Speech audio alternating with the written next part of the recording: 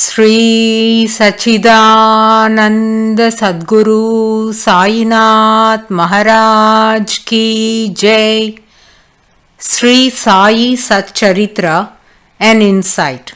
Episode 206. My humble prostrations at the lotus feet of our Sadguru Sai. By the divine grace of Sai, an attempt has been made to translate the gist of the divine discourse of Sri Ramanathan brother telecasted in Sai TV. This is purely done to share the glory of Sai and his divine teachings with more insight to the aspirants. Om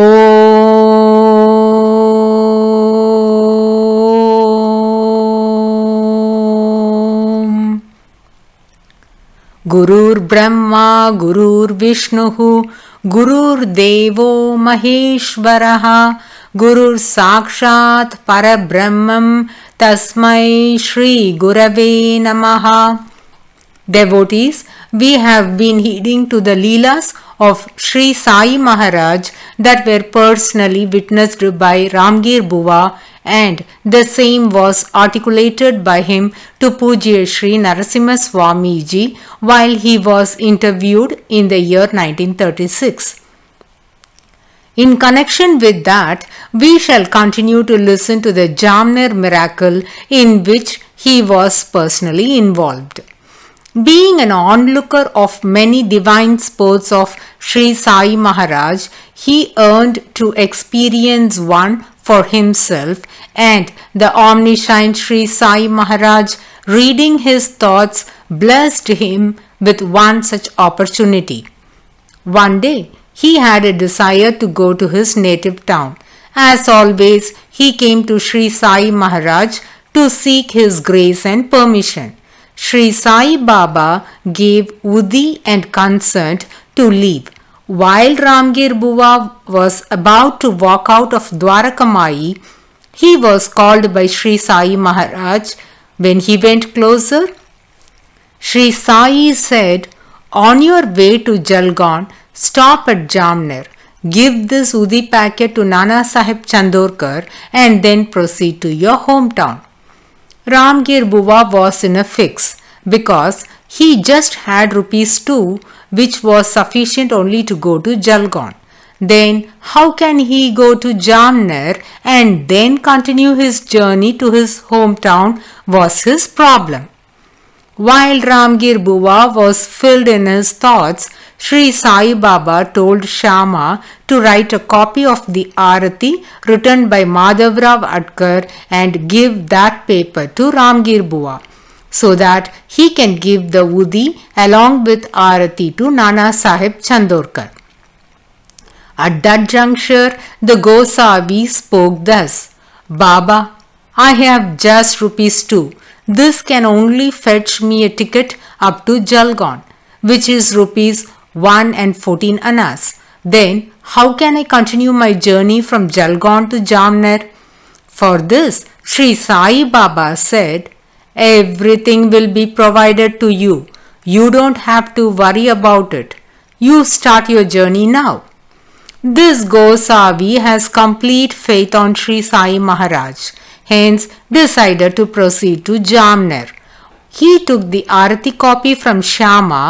Meantime, Sri Sai Baba with his own hands took a piece of paper packed Udi to be given to Nana Sahib, handed over the same to Gosavi and told him to give these to Nana Sahib. Gosavi now started his strange journey to Jamner. The composition of this Arati song has profound meaning, rhythmic, and was very skillfully penned down by Adkarji. The Marathi verses contains the most popular section Arati Jnana Raja that kindles the spiritual fervor of every aspirant that sings it, and it was written by one of the disciples of Janardhan Maharaj by named Ram Janardhan. Adkarji followed the same pattern and wrote the verses praising the glory of Sri Sai Maharaj. This Arati song is sung along with other abhangs during the Madhyan and Dhuparati and is very popular among the Sai devotees. Arati Sai Baba Saukya Dattara Jiva Sharana Rajatali Dyavadasa Visava Bhakta Visava. There is a connection between Janardhan Maharaj, his disciples, and Sri Sai Maharaj's contribution to humankind. It is mind-boggling to know that they all worked towards unifying Hindus and Muslims. One of the greatest disciples of Janardhan Maharaj was Eknath Maharaj, and we knew that Sri Sai Baba always insisted devotees to read Eknath's Bhagavat. On many occasions, Sri Sai said, "It is rare to see a Brahmin like Eknath." At one instance, Sri Sai Baba even asserted that he was at Paitan along with that Brahmin. And it is believed that this Brahmin could have been Eknath Maharaj, known as Eka Janardhan. The other two prominent disciples of Janardhan Maharaj were Rama Janardhan and Jani Janardhan. These three disciples had their last name as Janardhan to exhibit their great reverence for their Guru. Janardhan Swami was a Vatandar of Chalisgaon. Some acres of land were given under his custody.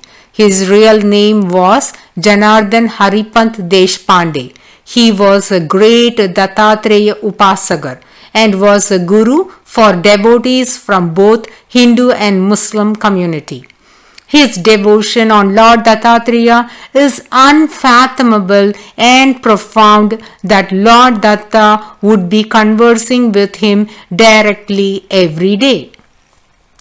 One of the Nizam kings, who was dogmatically religious, wanted to change the name of the village Devagiri to Daulatabad, as the former title is associated with Hinduism. He ordered Janardhan Swami to serve his kingdom. Janardhan Swami began to work for the king and continued his spiritual journey.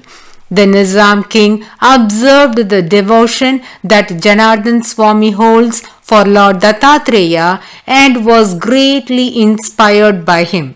Initially, the king had declared Friday as the official holiday for his kingdom, but now he shifted the holiday to Thursday, as that being one of the special days to offer puja for Lord Dattatreya.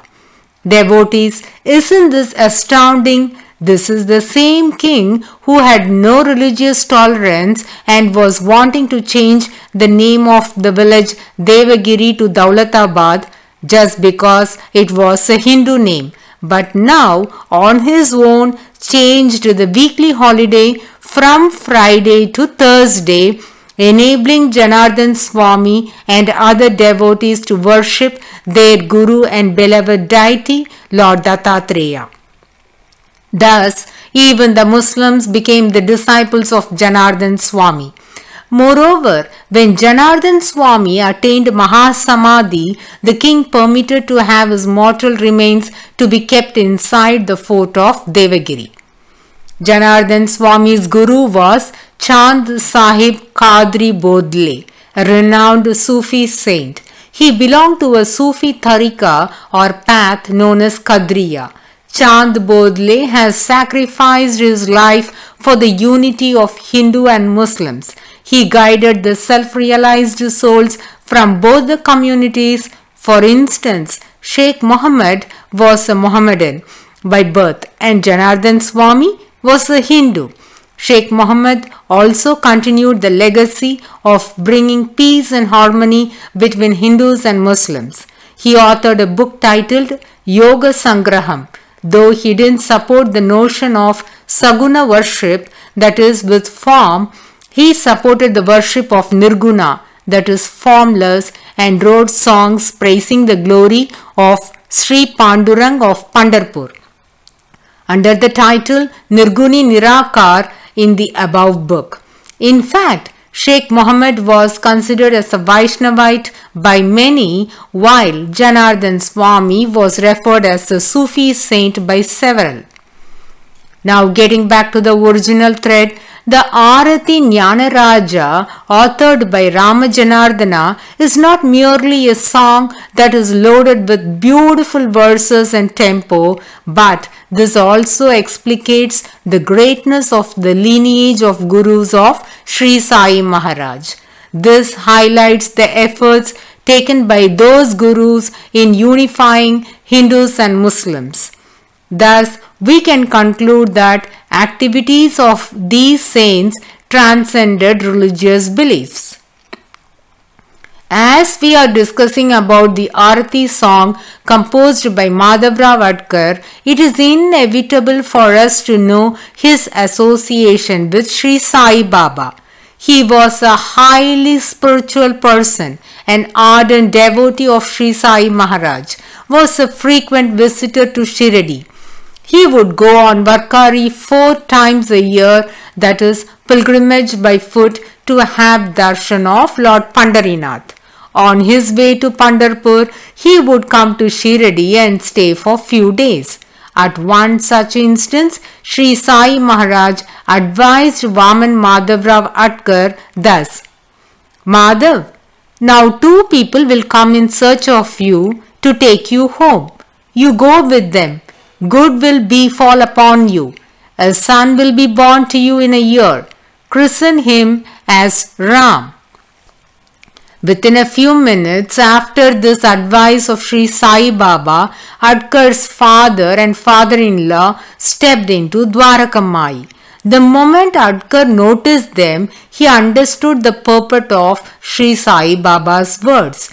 They both took the blessings of Sri Sai Maharaj and said, Baba, please advise this Madhav to go back to his home. Though he is a family man, he is wandering as that of an ascetic. He is being very irresponsible. Please counsel him and send him home. Omniscient Sri Sai Maharaj has already given his words of wisdom to Adkar. Hence, he said, you can take him along with you. He is ready to come. Accordingly, Adkar accompanied them to home. His wife was Gangabai. As professed by Sri Sai Maharaj, he got a son in a year and heeding to the ordain of Sri Sai Baba, named the child as Ramachandra Adkar. This child was brought to Shirdi at his 2nd year by the parents. Sri Sai Maharaj placed him on his lap, throwed him up and played and caressed him. After this visit, the wife of Ramachandra Adkar, Gangabai, passed away. He was then brought up by his maternal grandparents. This is the briefing of Adkarji's family. As devotees of Sri Sai Maharaj, we are all indebted to Madhavrao Adkarji for this incredible contribution. In fact, in few Sri Sai temples, owing to time constraint, they sing just the Arati song composed by Adkarji during Madhyana and Dhuparati. This is one of the most popular songs among the devotees. Getting back to the original thread, a copy of this Arati song was given to Ramgir Bua by Sri Sai Maharaj to hand it over to Nana Sahib Chandorkar along with a packet of Udi. From Shirdi, Ramgir Bua had to go to Jamner, which was 216 kilometers away. To start with, Ramgir Bua must go to Manmad railway station, which is almost 58 kilometers from Shirdi. Then, by train from Manmad, he must reach Jalgaon, and from there he had to either go by a Tanga or walk to Jamner. Thus, he boarded 7:30 train at Manmad and it reached Jalgaon, that was 176 kilometers far around. Early morning, 2:45 a.m., he was perplexed as he had just 2 annas left in his pocket. Being a being thoughtful, he got down from the train. As plague epidemic had spread in the city of Pune, some preventive measures were taken in full swing in all the neighboring cities and villages. In connection to that, at the railway station, the passengers that alighted from the train were not permitted to enter the village immediately. This caused distress for the passengers. Ramgir Bua also faced inconvenience owing to these issues. A disinfectant was sprayed on the boots of the passengers that landed in Jalgaon, and after finishing few formalities, Ramgir Bua walked out of the railway station. There he saw a person with a great physique, with a long beard that was well trimmed, a big moustache, also wore a turban over his head, neatly dressed in a uniform as that of a peon. This person asked each passenger that was walking out of the station, "Who is Babugir from Shirdi? Are you Babugir from Shirdi?" Devotees, please pay your full focus. His actual name was Ramgir, but Sri Sai Baba always called him by the name Babugir. Ramgir Bua wondered how this stranger is aware of this secret and went to that stranger and said, "I am Babugir from Shirdi. What is the issue? Why are you looking for me?" Immediately the person said, "I have been sent by Nana Sahib Chandorkar to pick you up from the station. I have a tonga waiting for you, so please come. Nana is waiting eagerly to receive you." Hearing this, Babugir Bua breathed a sigh of relief. Ramgir Bua got into the tonga and they continued the journey towards Jamner. Then the astounding Leela was played by Sri Sai Maharaj. We shall listen to this in the coming episode. Bow to Sri Sai, peace be to all. Om